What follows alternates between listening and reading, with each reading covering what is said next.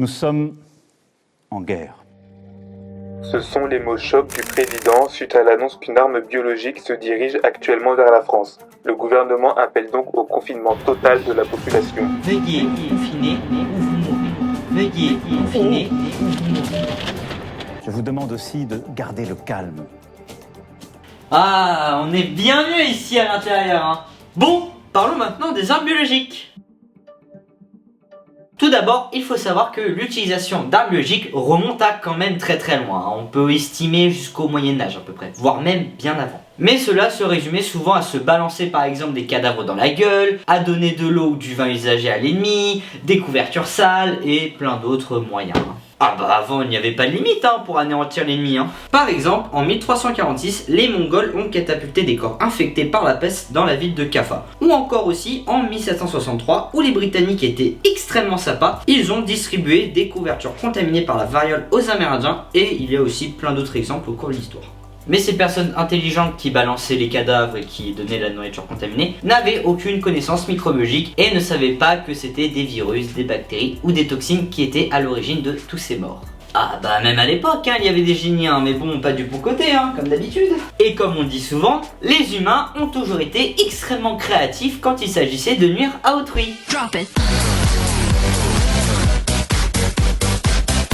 Cette fameuse appellation d'arme biologique a été popularisée à la fin du 19e siècle par un très cher humoriste du nom d'Alphonse Allais, qui a tenu, des propos très élogieux envers nos voisins allemands. Moi, je hais les Allemands, mais je les hais tous. Le jour où l'Allemagne nous embêtera, au lieu de lui déclarer la guerre, où il déclarera le choléra, ou la variole, ou toutes ces maladies à la fois, le ministère de la guerre sera remplacé bien entendu par le ministère des maladies infectieuses. Ah, si seulement notre très cher humoriste français, il voyait les répercussions de sa connerie interstellaire sur les 100 prochaines années. Putain, mais qu'est-ce qu'il est stupide! C'est ainsi que vient une explosion au niveau de la recherche militaire sur les agents pathogènes dans plusieurs pays dont la France et plein d'autres. Puis vient la fameuse Première Guerre mondiale où il y a eu quelques utilisations d'armes biologiques, notamment par l'Allemagne où ils envoyaient du bétail infecté par la morve ou encore par la maladie du charbon. Et ces armes ont tué à peu près plus de 100 000 personnes et blessé plusieurs milliers. Super les Allemands, l'ambiance à l'époque était au top. C'est pour cela qu'après la guerre, l'utilisation d'armes bactériologiques et chimiques est très vite devenue un très gros problème. Enfin, que dis-je, un immense problème géopolitique. Et encore heureux, car l'horreur derrière tout ça, elle est pas jolie à voir du tout. Même les personnes les plus insensibles se seraient tapées la tête contre le mur en voyant qu'un tel désastre ait été provoqué par quelque chose d'une aussi petite taille. Et après mûre réflexion, il y a eu en 1925 l'instauration de ce qu'on appelait le protocole de Genève, qui stipulait l'interdiction stricte d'armes biologiques et chimiques. Putain, enfin quelque chose d'utile.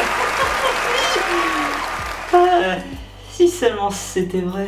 Car premièrement, ce fameux protocole interdit seulement l'utilisation de ce type d'armes, mais pas la production, le développement, l'achat et le stockage d'armes chimiques et biologiques. Ah bah non, ce serait trop facile sinon, surtout que la recherche sur les armes biologiques n'a pas été très jolie, mais on réserve ça de côté. Et enfin, deuxièmement, c'est que pendant la Deuxième Guerre mondiale, le protocole de Genève a été réduit en un simple et insignifiant papier ordinaire.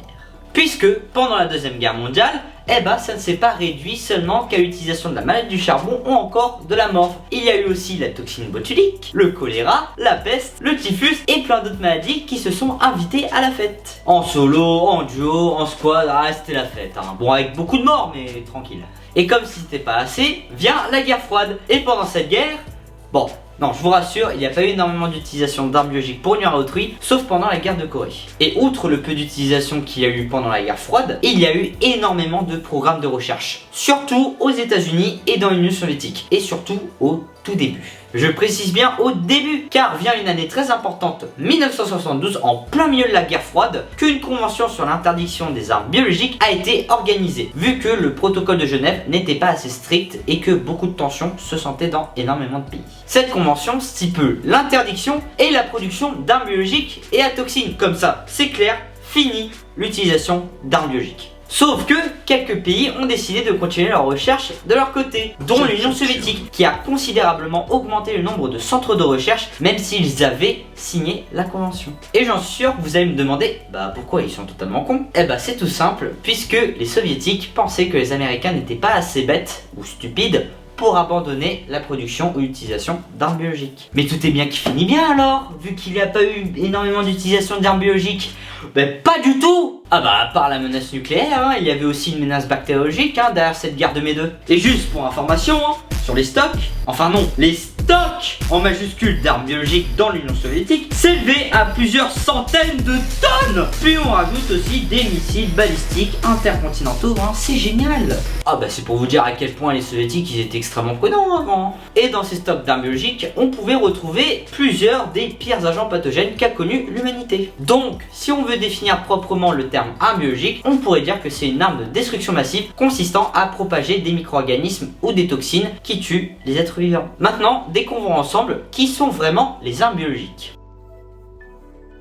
Comme vous l'avez peut-être deviné, les armes biologiques peuvent être divisées en deux catégories, les toxines et les agents pathogènes. Chez les toxines, on peut par exemple avoir l'aflatoxine qui est retrouvée chez Aspergillus flavus, la ricine dans les graines de ricin, la toxine botulique chez Clostridium botulinum ou encore l'entérotoxine B de Staphylococcus aureus. Ensuite, concernant les agents pathogènes, ce sont bien évidemment les plus dangereux qui sont sous le feu des projecteurs. On retrouve des bactéries telles que Bacillus anthracis, Yersinia pestis, des espèces de Shigella et de Salmonella et plein d'autres qui peuvent foutre un véritable bordel, si ce n'est que dire. Et n'oublions surtout pas les virus dans tout ce foutoir, car on retrouve celui de la variole, Ebola, de Marbourg, de la fièvre jaune et plein d'autres qui nous font du bien évidemment. Parlons maintenant des exemples de projets d'armes biologiques.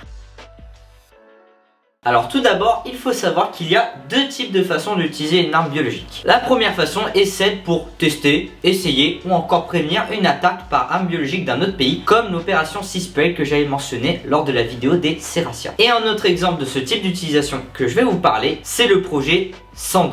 C'était un projet d'essai d'armes biologiques et chimiques américain qui a vu le jour dans les années 1960 et qui s'est fini bien plus tard en 1973. Ce projet regroupait plusieurs tests et un autre sous-projet nommé SHAD pour Ship Hazard and Defense qui s'est déroulé entre 1963 et 1969. Et ce projet 112 avait pour but d'étudier la vulnérabilité des villes américaines et des bateaux de la Navy face à des armes biologiques et chimiques. Et encore une fois, comme l'opération Sea Spray, les soldats et les habitants n'étaient pas prévenus. Oh merde! Oh c'est con ça! Alors oui, je veux bien que ce soit la guerre froide, qu'il y ait un danger de guerre nucléaire, qu'il y ait des tensions entre les pays, mais quand même. Bon, parlons maintenant de ces fameux tests qui ont été réalisés, parce que c'est au moins 50 tests qui ont été réalisés aux États-Unis, mais aussi en Angleterre et au Canada, puisque ces deux pays-là ont aussi participé à ce magnifique projet. Et dans ces au moins 50 tests, non, puisqu'on sait qu'il y en a eu beaucoup plus entre nous, et il y en a beaucoup qui concernaient des armes biologiques, surtout entre 1963 et 1966. Et le reste des tests que je ne vais pas parler, c'est bien évidemment les tests d'armes chimiques. Et dans ces fameux tests qui ont été effectués, on a par exemple celui du métro de New York en 1966 où celui-ci consistait à balancer des ampoules remplies de particules de Bacillus subtilis considérées comme inoffensives. Alors non, pas ces ampoules. Voilà, celle-ci c'est mieux. On peut aussi mentionner un autre test qui s'est passé dans l'aéroport de Washington. Et celui-ci consistait à diffuser Bacillus globigi dans un des terminals. Et ça a contaminé plus d'une centaine de passagers. Ensuite, concernant les tests du projet SHAD, on a par exemple l'essai Big Tom où les forces de la Navy ont balancé Bacillus globigi sur l'île Oahu qui fait partie de l'archipel d'Hawaï. Et bien évidemment qui était peuplée. Et aussi, la population n'était pas prévenue. Ça fait beaucoup là, non? Puis enfin, on peut aussi mentionner un autre essai, Shady Grove, qui s'est déroulé en 1965 sur une île nommée Johnston, qui était non peuplée, et donc ils ont balancé les plus gros pathogènes, les plus violents, vous n'avez pas idée, comme Coxiella burnetii, responsable de la fièvre Q, ou encore Francisella tularensis, responsable de la tularemie. Et si vous avez trouvé ce projet très violent, vous n'êtes pas du tout prêt pour la suite. Oh non. Puisque discutons maintenant de la deuxième façon d'utiliser une arme biologique, celle pour nuire à autrui ou pour une destruction ethnique. Bon, Là, on va parler de choses beaucoup plus choquantes. Donc, âme sensible, s'abstenir. On va commencer par quelque chose qui n'est pas un projet, mais le nom d'une unité. Je parle de l'unité 731. C'est en 1931 que l'unité 731 voit le jour par l'armée impériale japonaise. Autre petit détail, c'est que les installations n'étaient pas encore terminées. Mais même avant que les installations soient terminées, les tests avaient déjà commencé. Et ça se faisait plus sur des prisonniers de guerre, plus souvent les Chinois. Et c'est vraiment en 1936 à Harbin en Mandchourie que les infrastructures de l'unité 731 ont été finalisées et que les études sur les agents pathogènes très dangereux peuvent commencer.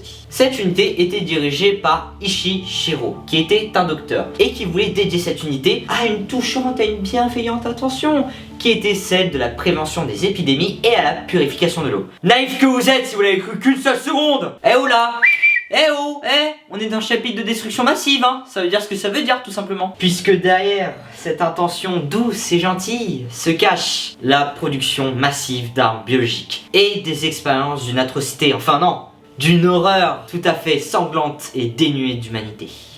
Et en tout, dans toutes les expériences, c'est plusieurs dizaines d'agents pathogènes très dangereux qui ont été étudiés, en se passant par celui de la dysenterie, de la peste, de la maladie du charbon, de la syphilis, du choléra et bien d'autres. Et concernant ces expériences, ça se faisait sur des femmes, des enfants ou encore des prisonniers de guerre. Et dès qu'une personne traversait l'entrée du laboratoire, c'est fini, c'est trop tard, tu n'étais plus qu'un rat de laboratoire. Et dans les différentes atrocités, parce que je refuse d'appeler ça des expériences, on pouvait par exemple retrouver des dissections sans anesthésie, l'infection des cobayes par des agents extrêmement pathogènes, des expériences sur la résistance à la famine ou encore aux engelures, et ça ce n'est qu'une petite partie des différentes expériences sur les hommes. Et concernant les femmes, préparez-vous un petit peu, on a des viols, des dissections sans anesthésie, des grossesses forcées, des avortements et plein d'autres. Et lorsqu'une personne survivait à une expérience, vous imaginez peut-être, oh ça a été dur, oui tu peux te reposer. Eh ben non, allez, rebelote. Il n'y avait aucune pitié dans ce monde. Mais heureusement, cette unité va finir par être démantelée un petit peu après la fin de la Seconde Guerre mondiale. Et ce n'est que bien plus tard que les horreurs auront été révélées au grand jour, avec des témoignages d'anciens docteurs ou même des expositions dans des musées. Ah oui, j'ai oublié un petit détail, le nombre de victimes de toutes les horreurs qu'a effectué l'unité 731 s'élève à plus de 500 000 victimes. Bon, heureusement qu'aujourd'hui c'est un pays un petit peu plus kawaii.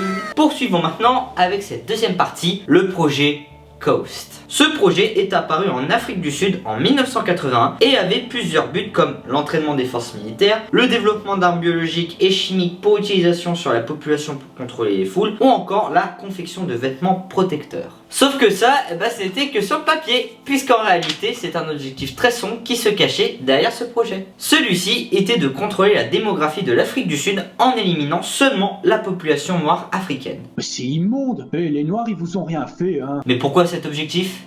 Puisque le régime politique d'avant en Afrique du Sud s'appelait l'apartheid et consistait à mettre les colons et les immigrés blancs au-dessus des autres populations, donc c'est-à-dire les noirs, les asiatiques ou même les indiens et plein d'autres. C'est donc à travers ce programme que l'Afrique du Sud a violé le fameux traité qu'ils avaient signé en 1972 et qui a fini par le re-signer beaucoup plus tard.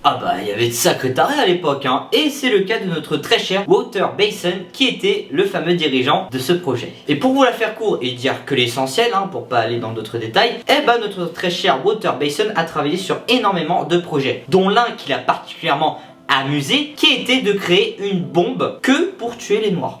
Tout simplement. Est-ce que c'est bon pour vous? Et cette bombe devait être composée d'une bactérie qui avait un mode d'action assez original, qui était d'agir sur la différence de polymorphisme et non sur la couleur de peau comme on aurait pu le croire. Mais pourquoi toutes ces manigances n'ont pas été vues plus tôt? C'est dû à énormément de complots, dont la création de plusieurs sociétés dites écrans, qui sont des sociétés qui existent mais pas réellement. Bon, après pour ce projet Coast, je ne suis resté qu'à la surface de l'iceberg, puisque sinon tous les autres détails auront été indigérables pour vous et pour moi. Et bien évidemment, cette unité 731 et le projet Coast ne sont que d'infimes exemples de programmes d'armes biologiques ou d'armes chimiques, puisqu'il y en a une multitude qui ont existé. Enfin, on va finir cette vidéo par qu'en est-il de ces armes biologiques aujourd'hui? Pour commencer, les armes biologiques sont encore utilisées aujourd'hui dans le domaine du bioterrorisme. On peut citer par exemple la fameuse attaque de septembre 2001 où des enveloppes de sport de Bacillus anthracis ont été envoyées à des personnalités politiques et cela a entraîné plusieurs morts malheureusement. Cependant, il n'y a pas que l'application criminelle. mais aussi celle de la cosmétique. Dans celle-ci, on a par exemple la ricine, qui est utilisée dans l'huile de ricin. Mais pas de panique, l'huile n'est pas toxique en elle-même, car les toxines des graines de ricin ne sont pas solubles dans l'huile. On retrouve aussi la toxine botulique, qui est utilisée, mesdames, dans quelque chose que certaines d'entre vous utilisent. J'ai nommé le Botox, qui est le diminutif de toxine botulique. Alors après, il faut pas s'inquiéter, puisque les injections sont faites avec des quantités minimes. Mais quand même, ça ne reste toutefois pas sans danger.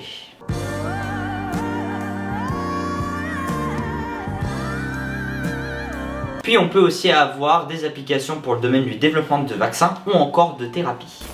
Donc vous l'avez vu, les armes biologiques et chimiques ont toujours été utilisées au cours de l'histoire de l'humanité et que même si en 1972 leur utilisation a été interdite dans la plupart des pays, rien ne nous garantit qu'avec les tensions géopolitiques actuelles, qu'une arme de ce genre revienne à la surface. Voilà, c'est maintenant que se termine la fameuse vidéo sur les armes biologiques. J'espère qu'elle vous aura plu. N'hésitez surtout pas aussi à vous abonner, liker, commenter ou à partager aussi à votre entourage. En tout cas, je vous dis à la prochaine et prenez soin de vous. Tchuss!